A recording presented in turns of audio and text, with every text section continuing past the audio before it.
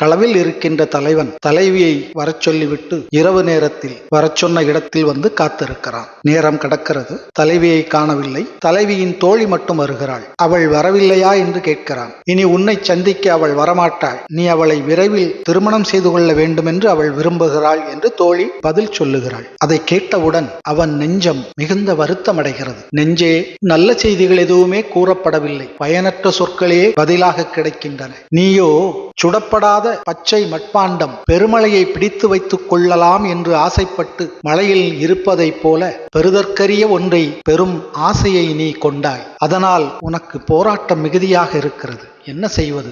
உயர்ந்த மலையில் குட்டியை அணைத்துக் கொண்டு இருக்கிற குரங்கு போல யாரேனும் உன் மனதுக்கு நெருக்கமாக இருந்தால் உன் குறை நிறைவேறும். அதுவே பெரும் பேறு என்று நினைக்கிறேன் என்று நெஞ்சை பார்த்து சொல்லுகிறான். ஒரு ஆணின் காதல் தவிப்பை ஔவை பாடிய இந்த பாடலை கேட்போமா?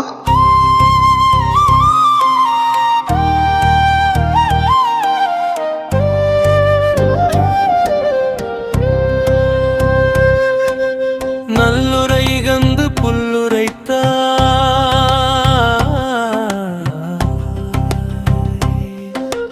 நல்லுரை கந்து புல்லுரைத்தா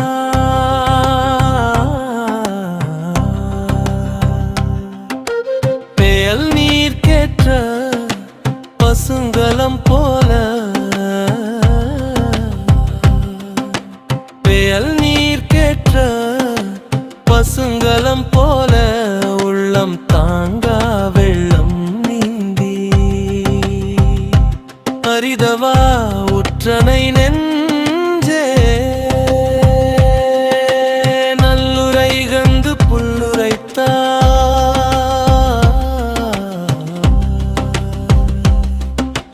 நல்லுரை கந்து புல்லுரைத்தா